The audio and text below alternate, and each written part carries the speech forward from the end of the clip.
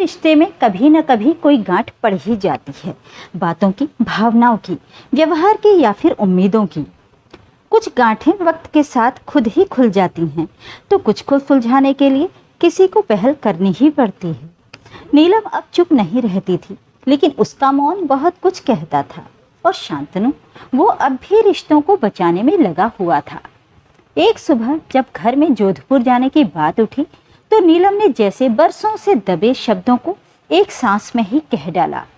मैं जोधपुर नहीं जाऊंगी, आपको जाना है तो आप चले जाओ। वैसे भी उस घर में कोई इज्जत और मान सम्मान तो मिलता नहीं है। आपकी मम्मी है, आपका भाई है, आपको जाना हो तो चले जाओ। नीलम ने एक सांस में ही सब कह दिया। शांतनु ने ज्यादा बहस नहीं की, क्योंकि उसे भी पता था कि नीलम के मन में गांठ पड़ चुकी है और उसे खोलना एकदम से संभव नहीं है। इसके लिए उसे पहले जोधपुर जाकर अपनी मम्मी और भाई और उसकी पत्नी से बात करनी होगी, फिर वो नीलम से बात करेगा। ठीक है, मत चलो, पापा बीमार हैं तो मैं ही उनकी तबीयत पूछकर आता हूँ। तुम यहाँ हमारी बिटिया पाखी को संभालो। शांतनु जोधपुर चला जाता है। अकेले बेटे को देखकर देवकी जी का मन गुस्से से भर आता है। थोड़ी भी लाज शर्म तेरे अंदर बची है या नहीं? अकेला चला आया, अपनी पत्नी को तो लाता।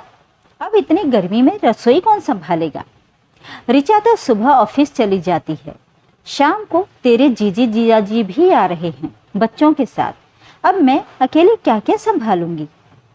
शांतनु चुपचाप से सब सुन लेता है और माँ के पांव छूकर वो अपने पिताजी के कमरे की ओर रुख करता है। तभी छोटा भाई अनुज उसी ओर आते हुए दिखता है। आ गए भैया, भाभी को नहीं लाए?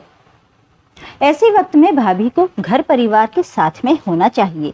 आखिर वो इस घर की बड़ी बहू है, उन्हें अपने कर्तव्य से पीछे नहीं हटना चाहिए। और ये कहते हुए वो अपने कमरे में चला जाता है। शांतनु अपने ठहरे हुए कदमों को फिर से उठाता है, जाकर पिताजी की तबीयत पूछता है। वहीं बैठे बैठे उनके पैरों की मालिश करता है।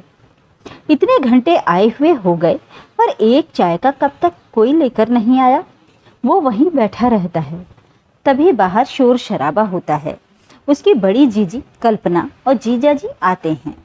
वो सीधे पिताजी के कमरे में ही आ जाती हैं और रोने लगती है। पिताजी, आपकी देखभाल के लिए मैं आ गई हूँ, आप बहुत जल्दी अच्छे हो जाएंगे।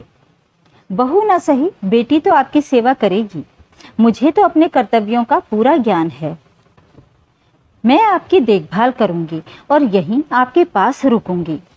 कल्पना ने अप्रत्यक्ष रूप से शांतनु को ताना दे दिया था। शांतनु सब समझ गया था, पर वो संस्कारों के चलते अपनी बड़ी बहन से कुछ नहीं बोला। माँ, चाय मिलेगी क्या?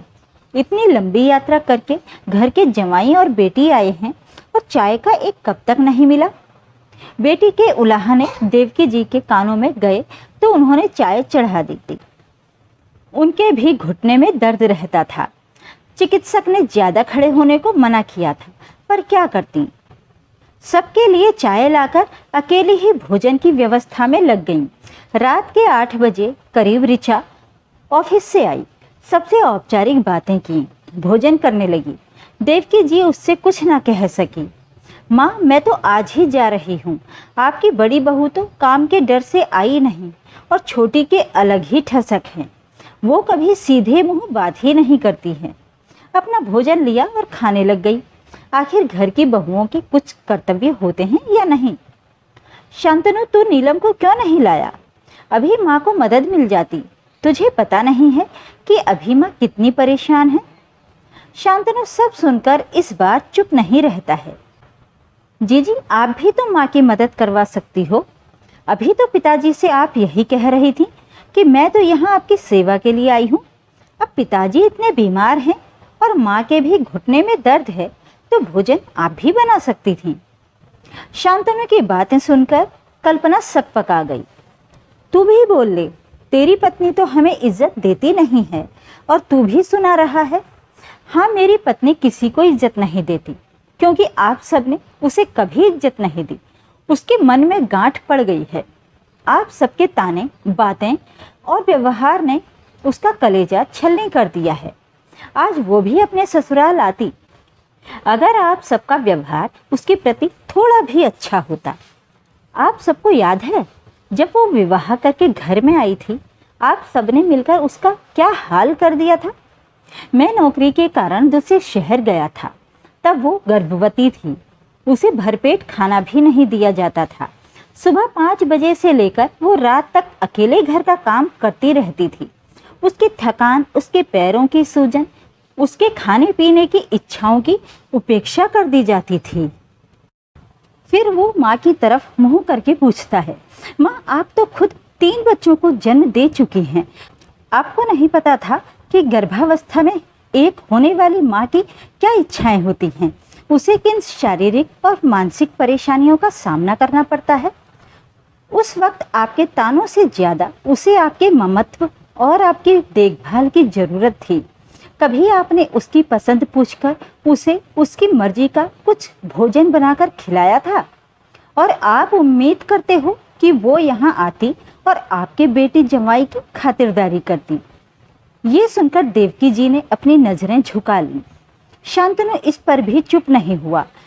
कल्पना जी, आप भी तो माँ थीं। उस समय होने वाले दर्द को आप नीलम का नाटक क्यों बताती थीं? सिर्फ इसलिए कि वो एक बहू है, और बहू का दर्द सिर्फ नाटक ही क्यों समझा जाता है? उसकी तकलीफ़ों को नज़रअंदाज क्यों कर दिया जाता है? आपका भाई कुछ महीने यहाँ नहीं था, तो आपको उसे बहन के समान स्नेह देना चाहिए था। मेरा ये छोटा भाई, इसने तो मेरी पत्नी को नौकरानी ही समझ लिया था। गर्भावस्था में उससे बोलता है कि बाहर खड़ी कार साफ कर दो। जब नीलम ने मना किया तो कहता है कि आप रोटी तो भरपेट खा लेते हो, कार साफ करने की ताकत नहीं है। गर्भावस्था के 8वें महीने में ये शब्द तीर की तरह चुभकर उसके मन की गांठ बन गए हैं। अनुज, ऐसे वक्त में देवर भाभी की ताकत बनते हैं, उसके भाई की भूमिका निभाते हैं, और तूने अपनी भाभी को परेशान किया। तुझे घर की बड़ी बहू के क्या कर्तव्य हैं ये तो याद हैं, पर भाभी के प्रति तेरे क्या कर्तव्य हैं ये याद नहीं है। ये सुनकर अनुज ने भी अपनी आंखें झुका लीं। शांतनु फिर भाई की पत्नी ऋचा से कहता है, ऋचा, देवरानी तो जेठानी की सबसे अच्छी सहेली होती है। उस वक्त तुमने भी अपनी भाभी का मन दुखाने में कोई कसर नहीं छोड़ी। जब मैं यहाँ नहीं था तो तुम्हें अपनी भाभी का ख्याल रखना चाहिए था, पर तुम हमेशा से इस गुरूर में रही कि तुम बहुत अच्छा कमाती हो। उसकी तकलीफ़ों को अनदेखा कर दिया, कभी किसी काम में सहयोग नहीं किया। मैं आप सबसे यही कहना चाहता हूँ कि परिवार का मतलब यही होता है कि वो अच्छे और बुरे समय में एक दूसरे के साथ रहें। मैं नौकरी करने बाहर गया था, मुझे वहाँ पूरी व्यवस्था करने में कुछ महीने लग गए। तब तक भी आपने मेरी पत्नी का ध्यान नहीं रखा, और आशा करते हो वो आप सबकी सेवा करे। आप सब ये तो चाहते हैं कि नीलम इधर आए, घर का काम करे, हम सबकी सेवा करे, अपना कर्तव्य निभाए। लेकिन आप सब ने अपने कर्तव्य कब निभाए? घर की बहू तो हमेशा अपने कर्तव्य निभाती है, लेकिन ससुराल वालों को तो अपना कर्तव्य निभाने का अवसर कम ही मिलता है। एक बहू जब गर्भावस्था में होती है तब उसे सबसे ज़्यादा प्यार और देखभाल की आवश्यकता होती है। यही समय होता है, इस समय की गई देखभाल को और इस समय की गई उपेक्षा को वो जीवन भर नहीं भूलती है। अगर आप सब सेवा करवाने के अधिकारी हो तो देखभाल करने के लिए भी आगे आना चाहिए। वो घर की बहू है तो इसका मतलब ये नहीं है कि सब कुछ सहेगी और कुछ नहीं कहेगी। नीलम अभी इसीलिए नहीं आई कि उसके मन में कुछ गांठें हैं जो उसे यहाँ आने से रोकती हैं।